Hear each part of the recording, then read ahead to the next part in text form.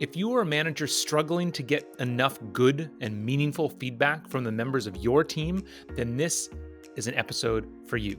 Hello and welcome to the terminal count. For those of you who aren't aware, terminal count is a term that refers to the countdown during a rocket launch, where at the very end, during the last minute or so, the rocket itself actually takes control and the rocket's computer makes all the decisions about whether or not it's going to launch.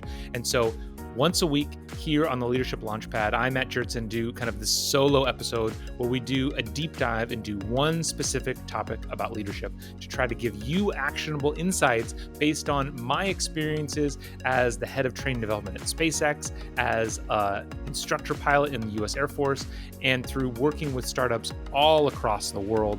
So let's get into the episode. Today, we are going to talk about feedback and specifically some of the ways that you can try to receive more feedback. Now, we've talked about this on previous episodes. So today I'm just going to be sharing a new technique that you can use. And the reason why this is so important, I think, is because, feedback is something that's really difficult for people to give. We're tribal creatures, we're social creatures. And so if you put yourself in an individual's shoes, they believe, human brains are kind of designed to believe that being part of the group is how you survive. And so if I'm part of a group and I'm looking up at my leader, I'm, of course, the number one thing I'm scared of is getting pushed out of the group. And the leader has the largest say in that. So when the leader asks, hey, do you have any feedback? Of course, I'm going to say, no, I don't have any feedback. And so that's kind of the challenge that you're trying to get over, the challenge that you're trying to get past of, okay, I'm the leader. I know there's this psychological pressure to make it difficult for people to share meaningful feedback for me, but you still need feedback, right? Feedback is the number one way that you can improve your performance. And so there's a whole bunch of techniques that you can use in order to get better feedback. But the one that I want to cover today specifically is this idea of using rankings to get better feedback. And I first discovered this actually many, many years ago. Probably about 8 years ago when I went to a leadership development training myself. And part of the program was these kind of 360 assessments where they sent me a link that I then sent to a couple members of my team and my boss and a peer, and they filled out an assessment. And when I looked at the assessment, one of the things that I noticed is it didn't simply ask, hey, how can Matt do better in certain things? What it did is it listed a bunch of, meaningful behaviors or qualities of a manager and said, rank these from best to worst, right? And I was again reminded of this at ATD recently when I went to a session that was led by Holly Betke, who is a former guest on the podcast, and we kind of dove into this a few weeks ago on the episode with her.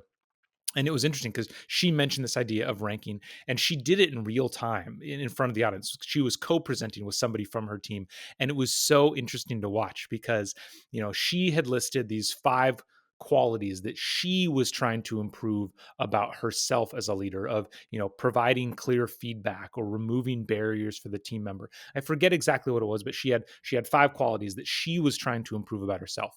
And so she, again, live in front of this audience says, hey, so person on my team, rank me. How am I doing with this? And he did it because this is something they do on their team. But the interesting thing is that you could feel him squirming as he's going through and listening. This is number 1. This is number 2. Those were easy. As he gets to 4 and especially 5, he was like, he says, and he's like, I mean, you're really good at this too. I don't know. It's hard to say you're good at this, but I put it at number 5. And so you could see, now Holly, I could tell from meeting her, she's clearly an excellent manager, but there's also this pressure there, right? Of saying to your boss, hey, you're not good at this. You need to improve. But that's the nice thing about ranking is that that's not what you're saying, right? You're not saying you need to improve in this. The person on your team is simply saying, relative to one another, this is first and this is last. So I'm not saying you're bad. The form is forcing me to list those 1 to 5, and this is number 5. So even if you have the biggest, the somebody who's just always sucking up to you and always looking up to you and just refuses to give you any negative feedback, a ranking system can still give you valuable feedback, right? Because they might say you're excellent in all of them, but you're least excellent in number 5, right? And so that's still valuable data that otherwise, if you were just asking them, how can I improve? They may say nothing, right? Whereas this, at least you're gonna get a little bit more information, a little bit more data. So how do you do this? Because the one that there is one step that makes this a little bit more difficult and makes a little bit more work for you as the manager. And that's because when you're asking for feedback, if you go back a couple episodes and listen to the last time where we talked about asking more specific questions that assume there is feedback to give, there you're simply taking the time to formally think or to think about the question of, instead of saying, hey, do you have any feedback for me? Or, hey, can you give me some feedback? You ask, what is one thing I could improve from that meeting? Or what is one way I could better support your work? Right. So you're getting more specific and assuming there's something there. This technique does take a little bit more work because you're ranking. And so you have to give them something to rank, right? And so I think the way Holly explained it in her talk, and the way I would agree with this is, you could say, take it from your company values, of say, maybe you list your company values and say, how am I leading up to these? Or if your company has leadership qualities or leadership values, list those. And if there's not something from the company that you can pull, then you would just have to kind of say, these are the things I'm working on, or these are the things that I care about as a leader. And you provide those. So that is the one thing. So step one, if you want to do this, is that you need to come up with a way to create a list of things that you care about. Step two maybe is you have to explain those to the people on your team, if they're not something directly pulled from the company. And then step three is provide, you need to create some kind of form or some kind of way for them to just simply rank them. This could be during a one-on-one session, it could be via email, but just some way where you want to make it very clear that just said, I just want a simple ranking. I don't care if you think I'm amazing at all of these. Obviously I'm better at some things and worse at others. And it's a great way for you to quickly get some data to understand what you need to focus on most, right? And then you can, once you identify that, then maybe you can start asking some of those other questions of, what's one way I could improve this for you? So then you get the more tactical data of how you can improve yourself.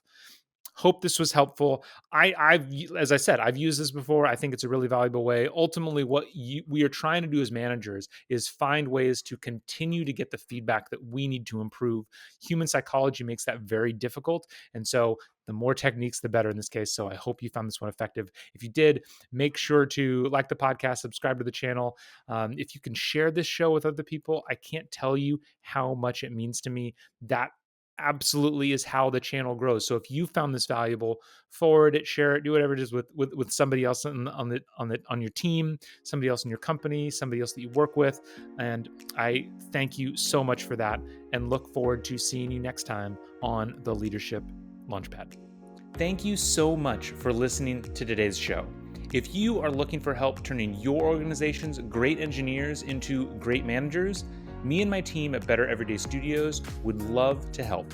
We deliver targeted and interactive training workshops that are designed to help build the 3 fundamental skills of any new manager: building trust, giving feedback, and setting goals. Reach out to me through matt@bettereverydaystudios.com so we can start making your organization better every day.